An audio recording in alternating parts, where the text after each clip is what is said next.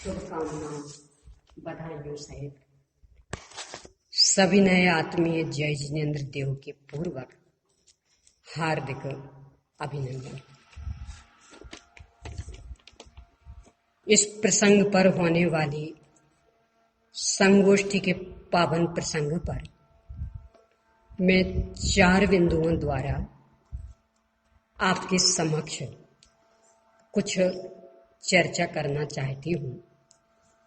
वे इस प्रकार है। पहला, नमोकार मंत्र संबंधी। दूसरा, आचार्य श्री वीरसेन स्वामी द्वारा निर्देशादि अनुयोग द्वारों से किया गया मंगल का कुछ विवेचन। तीसरा, इसके अंतर्गत आए साधन संबंधी। और चौथा, प्रकट ज्ञान दर्शनादि के द्वारा जीव में मंगल की। सबसे पहली बिंदु पर चर्चा नमोकार मंत्र संबंधी। यह सर्वविदित है कि इस वर्तमान युग में आचार्य श्री पुष्पदंत स्वामी द्वारा प्रथम श्रुत स्कंद के रूप में षटखंडागम ग्रंथ लिपिबद्ध किया गया है। नमो अरिहंताणम आदि रूप में प्राकृत भाषा के गाथा छंद में निबद्ध नमोकार महामंत्र प्रस्तुत ग्रंथ का मंगलाचरण है। अतः सभी से सानुरोध निवेदन है कि वे इसे अन्य मंगलाचरणों के समान सस्वर लयबद्ध पद्धति से पढ़कर शब्दाचार का पालन करें। बात समझ में नहीं आती कि अन्य ग्रंथों के मंगलाचरण लयबद्ध पद्धति से ही पढ़ते हैं, पर न जाने क्यों इस मंगलाचरण के साथ में ऐसा व्यवहार करते है। गाथा छंद में और पढ़ते हैं सामान्य गद्य जैसा। यदि अपने को लगता है कि प्रथम श्रुत स्कंद का मंगलाचरण है तो कृपया इस पर गंभीरता से विचार कीजिए और अन्य मंगलाचरणों के समान इसे भी पढ़ने का संकल्प लीजिए। अब इसके बाद दूसरा बिंदु, आचार्य वीरसेन स्वामी द्वारा निर्देशादि अनुयोग द्वारों से किया गया मंगल का कुछ विवेचन। इसी युग में सर्वाधिक अर्थात 92,000 श्लोक प्रमाण साहित्य लिखने वाले आचार्य श्री वीरसेन स्वामी ने इस संदर्भ में मंगल का भी विशद विवेचन किया है। निर्देशादि 6 अनुयोगों द्वारा इसका विश्लेषण करते हुए वे लिखते हैं, मंगल क्या है? जीव मंगल है, ये निर्देश। मंगल किसका है? जीव का मंगल है, ये स्वामित्व। मंगल का साधन क्या है? औदिक आदि भाव मंगल के साधन है, ये साधन। मंगल किस में होता है? जीव में मंगल होता है, यह अधिकरण। मंगल की स्थिति क्या है? अनेक जीवों की अपेक्षा अनादि अनंत स्थिति है। एक जीव की अपेक्षा अनादि अनंत, सादि अनंत और सादि शांत स्थिति है। यह स्थिति, ये जो स्थिति है, इसमें एक जीव की अपेक्षा जो अनादि अनंत स्थिति बताई, इस पर आचार्य ने बृहद मीमांसा की है, जो अपने आप में बहुत रोचक, मार्गदर्शक और यदि हृदयंगम कर ले तो सुखी होने के मार्ग को प्रशस्त करने वाला बिंदु। इस विषय को आगे बढ़ाते हुए लिखते हैं, एक जीव की अपेक्षा द्रव्यार्थिक न्याय से जीव अनादि अनंत एक स्वभाव में ही अवस्थित होने के कारण अनादि अनंत मंगलपना बन जाता है, एक जीव की अपेक्षा भी। अब इस पर से फिर प्रश्न उठाते हैं, इससे तो मिथ्या दृष्टि अवस्था में भी जीव को मंगलपने की प्राप्ति हो जाएगी। समाधान करते हुए आचार्य लिखते हैं, यह तो हमें इष्ट हो जाए, परंतु इससे मिथ्यात्व, अविरति, प्रमाद आदि को मंगलपना प्राप्त नहीं होता है, क्योंकि उनमें जीवत्व नहीं है। मंगल तो जीव ही है और वह केवल ज्ञान आदि अनंत धर्मात्मक है। इस पर फिर पुनः प्रश्न उठाते हैं, ज्ञान वर्णादि से आवृत अवस्था में केवल ज्ञान आदि का तो अभाव है, तो उस जीव के मंगलपना कैसे?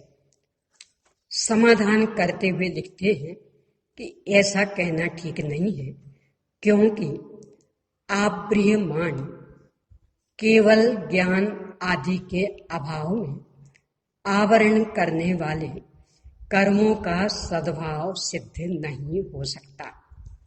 इसलिए केवल ज्ञान का सद्भाव आपको स्वीकार करना पड़ेगा, ये पहला तर्क। दूसरा, लक्षण रूप ज्ञान दर्शन आदि का अभाव होने पर लक्ष्यभूत जीव के भी अभाव की आपत्ति आती है। भस्माच्छादित ताप और प्रकाश से संपन्न अग्नि के समान प्रत्यक्ष आदि प्रमाणों द्वारा जीव की उपलब्धि सदा सिद्ध है। इसलिए एक जीव के भी अनादि अनंत मंगलपना सिद्ध होता है। अब इस पर से फिर प्रश्न है, केवल ज्ञानादि पर्याय रूप होने से आवृत अवस्था में इनका सद्भाव संभव नहीं है। आचार्य उत्तर देते हुए लिखते हैं, यह शंका ठीक नहीं है, क्योंकि कभी भी नहीं टूटने वाली संतान परंपरा की अपेक्षा केवल ज्ञान के सदा पाए जाने में विरोध नहीं है। छद्मस्थ के अल्प ज्ञान दर्शन मात्र से अमंगलपने की अपेक्षा अमंगलपने की सिद्धि नहीं हो सकेगी, क्योंकि एक देश में मंगलपने का अभाव होने पर उनके संपूर्ण अवयवों के भी अमंगलपना प्राप्त हो जाएगा। अब इस पर से पुनः प्रश्न खड़ा करते हैं कि ये बात भी ठीक नहीं जमी। कैसे? उनके संपूर्ण अवयवों में भी अमंगलपना नहीं बनता, वो कैसे नहीं बनेगा? तो इसको लेकर के प्रश्न खड़ा कर रहे हैं कि अमंगलपना प्राप्त नहीं हो सकता, क्योंकि एक देश में मंगलपने का अभाव। तो इसको लेकर के प्रश्न, आवरण युक्त के ज्ञान दर्शन मंगल भूत केवल ज्ञान दर्शन के अवयव ही नहीं हो सकते। यानी आप कह रहे मंगलपना बनेगा, हम कह रहे मंगलपना नहीं। पहली बात तो उसका अस्तित्व ही सिद्ध नहीं होगा, तो मंगल अमंगल की बात ही कहाँ रही। तो आवरण युक्त जीव के ज्ञान दर्शन मंगल भूत केवल ज्ञान दर्शन के अवयव ही सिद्ध नहीं हो सकते।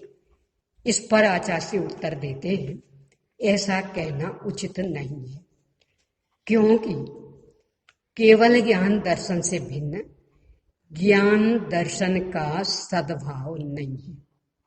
इस पर से पुनः प्रश्न, ये सब प्रश्नोत्तर आचार्य के हैं, यानी वे ही क्रमशः प्रश्न उठा रहे और उत्तर दे रहे।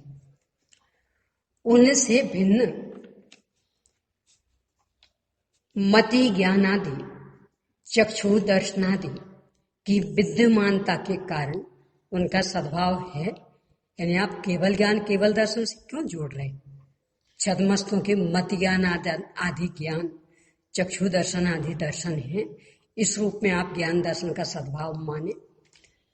समाधान करते हुए आचार्य श्री कहते हैं, वास्तव में उनमें ज्ञान दर्शन तो एक ही है, ये सभी उनकी ही अवस्थाएं हैं, इसलिए केवल ज्ञान आदि का सद्भाव मानने में विरोध नहीं है। इस पर से पुनः प्रश्न, मति ज्ञान आदि अंकुर के मंगलपना मानने पर मिथ्या दृष्टि जीव को भी मंगलपना प्राप्त हो जाएगा। समाधान करते हुए आचार्य लिखते हैं, मिथ्या दृष्टि को ज्ञान दर्शन रूप से मंगलपना है ही, यानी हमें स्वीकार, परंतु इससे मिथ्यात्व, अविरति आदि के मंगलपना नहीं हो जाता। यानी एक साथ अनेक अनेक गुणों की पर्यायें चल रही हैं। ज्ञान दर्शन गुण की जो पर्यायें चल रही है मंगल, उसी समय श्रद्धा चारित्र गुण की जो मिथ्यात्व, अविरति आदि पर्यायें चल रही ये अमंगल। तो आप ज्ञान दर्शन गुण की पर्यायों की ओर से जीव को देखिए तो जीव मंगल स्वरूप है। अब इस पर से पुनः प्रश्न, मिथ्या दृष्टि के ज्ञान दर्शन रूप से मंगलपना नहीं बन सकता। क्यों? क्योंकि उसके सुगति नहीं होती। सुगति मोक्ष, देवादि को सुगति नहीं कहते हैं, मोक्ष। तो चूंकि मिथ्या दृष्टि को मोक्ष नहीं होता, इसलिए उसके ज्ञान दर्शन को मंगलपना नहीं बन सकता।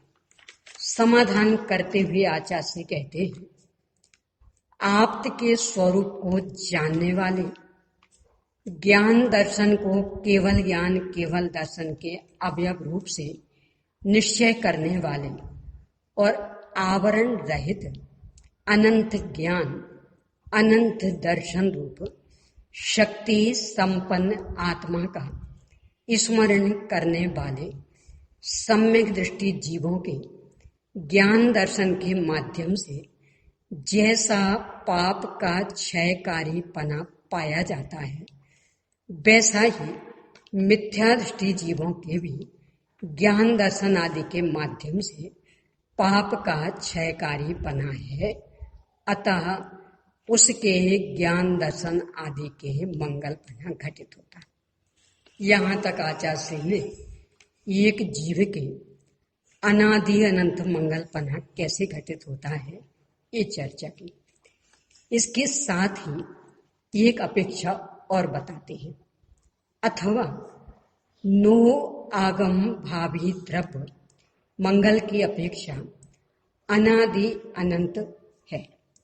यानी उस रूप से जीव का परिणमन हो सकता है, अभी ना सही, आगे हो जाएगा, तो उसे योग्यता की अपेक्षा से अभी भी उसको मंगल कह सकते हैं। यहाँ तक का ये पूरा प्रकरण मूल में आचार्य श्री वीरसेन स्वामी द्वारा कथित था, इसका उल्लेख किया। अब इस पर से तीसरा बिंदु जो बहुत गंभीरता से विचारें, इसके अंतर्गत आए साधन संबंधी। पहले निर्देश आदि में साधन की चर्चा करते हुए लिखा था कि औदिक आदि भाव मंगल के साधन है, और यहाँ दो जगह स्पष्ट लिखा कि इससे मिथ्यात्व अविरति आदि के मंगलपना नहीं आता, भी तो अमंगल ही है। तो औदिक आदि भाव फिर क्या है? आदि से तो औपशमिक छायोपशमिक छायिक ये लेना है, इनके मंगलपना है, इसमें तो कहीं कोई शंका है नहीं, क्योंकि तो मोक्ष मार्ग रूप ही। पर औदिक भाव मंगलमय, मंगल का साधन, इससे क्या कहना चाहते? यानी ये भी लिख रहे कि मिथ्यात्व अविरति आदि के मंगलपना नहीं है और में जीवत्व तो नहीं है, और ये भी लिख रहे कि औदिक भाव मंगल के साधन। कुछ इसमें विशेष कहना चाह रहे हैं। वो विशेष क्या, अपने को गंभीरता से विचारनी। कई कई जगह उल्लेख भी है इनके। अपन देखें तो प्रवचन सार जी की 157वीं गाथा की टीका और कविवर पंडित बनारसी दास जी कृत उपादान निमित्त चिट्ठी, इसमें शुभ भाव की जो चर्चा की, प्रवचन सार जी की 157वीं गाथा की टीका में शुभ भाव के लिए लिखा, विशिष्ट क्षयोपशम दशा वाले दर्शन मोहिनी और चारित्र मोहिनी के विशिष्ट क्षयोपशम दशा में प्रकट हुए। चर्चा शुभ भाव की, उत्थानिका शुभ भाव की, गाथा मूल शुभ भाव की, टीका में आगे शुभ भाव, और उसके साथ लिख रहे हैं विशिष्ट दर्शन मोहिनी चारित्र मोहिनी की विशिष्ट क्षयोपशम दशा में प्रकट हुए। उपादान निमित्त चिट्ठी के अंतर्गत जब पंडित जी साहब ने लिखा कि निगोद से निकलकर व्यवहार राशि में जीव आता है, ये उस शुभ भाव की निमित्तता है। ज्ञान का तो हीन परिणमन चल रहा, जघन्य परिणमन चल रहा, ज्ञान तो असमर्थ है। उस शुभ भाव की निमित्तता है, उस पर बहुत जोर दिया। तो शिष्य ने प्रश्न खड़ा किया, आप शुभ भाव से निर्जरा कहते हैं, हम ये कह रहे हैं कि शुभ भाव से मात्र पुण्य का बंध है। पंडित जी साहब समाधान देते, यह तुमने कहा ये तो ठीक है, शुभ भाव से पुण्य का बंध, परंतु कुछ और भी है। निर्जरा, अशुभ की निर्जरा भी है। और फिर उसको स्पष्ट किया कि नहीं मानेंगे तो निगोद से बाहर निकलने का कोई साधन ही नहीं रहेगा, क्यों, ज्ञान तो कुंठित है और अशुभ का तो कुछ वश ही नहीं चलना। तो जो वो कषाय की मंदता हुई है, बस उसके कारण ही वो वहां से निकल पाया। फिर जोरे इतना दिया कि उस अशुभ भाव से शुभ की निर्जरा हो रही है। यह मान इसमें धोखा नहीं है। यदि माना तो शाबाश, नहीं माना तो तेरा भाग। इस दृष्टि से अपने को इस पर विचार करना चाहिए कि आचार्य वीरसेन स्वामी भी जो कषाय की मंदता आदि वाले शुभ भाव, उनको मंगल प्रकट करने के साधन रूप में प्रस्तुत कर रहे हैं। अन्य अन्य आगम के आलोक में भी इस बिंदु पर गंभीरता से विचार करें। इसके बाद अंतिम चौथा बिंदु, प्रकट ज्ञान दर्शनादि के द्वारा जीव में मंगल बना। यानी अपने पास यदि आत्म कल्याण हेतु कुछ भी पूंजी है तो बस ये अपना प्रकट ज्ञान दर्शन, और कुछ पूंजी नहीं। इसके बल पर शाश्वत ज्ञानानंद स्वामी भगवान आत्मा तक पहुंच सकते। कितना है इससे कोई फर्क नहीं पड़ना, कैसा है इससे कोई फर्क नहीं पड़ना, पर इसमें जो निरंतर जानना पना चल रहा, जो देखना पना चल रहा, ये शाश्वत स्वभाव की सिद्धि कर रहा। यदि शाश्वत स्वभाव ज्ञान रूप नहीं होता तो पर्याय में भी इतना जानना पना कैसे चलता। यदि शाश्वत स्वभाव दर्शन रूप नहीं होता तो पर्याय में इतना दर्शन पना कैसे चलता। आचार्य श्री मिथ्या दृष्टि के इस प्रकट जानने पने को, देखने पने को मंगल कह रहे, और कह रहे इसके बल पर वह अनादि अनंत मंगल। समय सार जी की 204वीं गाथा और टीका, उससे भी इस विषय को अपन मिला सकते हैं। अभी चूंकि समय ज़्यादा नहीं है तो आपसे अपेक्षा रखेंगे कि आप इस संदर्भ में उसको भी देखें, जहाँ मूल गाथा में आचार्य कुंद कुंद स्वामी लिख रहे हैं कि ज्ञान की 5 पर्याय एक ज्ञान स्वभाव का अभिनंदन करती। कितनी विकसित कितनी नहीं विकसित उससे कुछ फर्क नहीं पड़ना। उदाहरण इतना सुंदर दिया कि सूर्य के नीचे बादल आ गए। अब वो बादल थोड़े थोड़े कम हो रहे तो सूर्य का प्रताप प्रकाश जमीन पर आ रहा, भले एकदम मंदे आ रहा हो, पर है किसका? ऐसे ही ज्ञानावरण आदि का क्षयोपशम कम है तो भले ही एकदम मंद हो रहा हो, परंतु है वह शाश्वत स्वभाव का ही। तो इस कम के बल पर भी यदि शाश्वत स्वभाव तक पहुंचे तो पहुंच सकते हैं। इसके तत्काल बाद ही एक कलश लिखा है 141 नंबर का, उसमें एक दूसरा उदाहरण दिया, रत्नाकर समुद्र। उसमें जल की अनेक अनेक प्रकार की तरंगें उठती, कभी छोटी कभी बड़े, ज्वार भाटा आदि भी, पर उन सब में व्याप्त क्या है? एक जल बना। ऐसे ही ये मतयान आदि ये ज्ञान दर्शन की तरंगे, पर व्याप्त क्या है? ये ज्ञान ज्ञान ज्ञान ज्ञान स्वभाव। तो यदि इस व्याप्त ज्ञान ज्ञान ज्ञान स्वभाव को मुख्य करके इसके बल पर अपने शाश्वत तत्व तक पहुंचने का प्रयास करते हैं तो अपना जीवन सुख शांति संपन्न हो जाता। अपने सिद्ध पूजन की वह पंक्ति, ज्ञान की प्रतिपल उठे तरंग, झांकता जिसमें आत्म राम, अथवा समय साजी की 17वीं 18वीं गाथा की टीका, अनुभूति स्वरूप भगवान आत्मा आबाल गोपाल सभी को नित्य अनुभव में आ रहा है।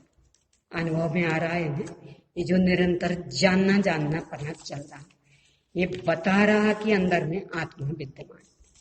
तो इस प्रकट जानने जानने पने को लेकर इसमें और कुछ देखने की आवश्यकता नहीं, न कितना है ये भी देखने की आवश्यकता नहीं, कैसा है ये भी नहीं, मात्र जानना जानना पना। और इसके बल पर यदि शाश्वत स्वभाव तक पहुंचते हैं, उसे अपनत रूप से स्वीकार करके इसमें लीनता का पुरुषार्थ करते हैं, तो 204वीं गाथा की टीका में समय सारणी के अंतर्गत आचार्य श्री अमृतचंद स्वामी ने इसके 10 लाभ लिखे, सम्यक से लेकर के 10वां अंतिम मोक्ष तक का। तो ये लाभ अपने जीवन में प्रकट होंगे। इस स्तुत पंचमी पर्व के अवसर पर यदि अपन ने इस दिशा में संकल्पबद्ध होकर प्रयास किया तो नियम से अपना जीवन सुख शांति में बनेगा। अपन सबका जीवन सुख शांति में बने, इस पावन भावना के साथ अपनी बात समाप्त कर दी।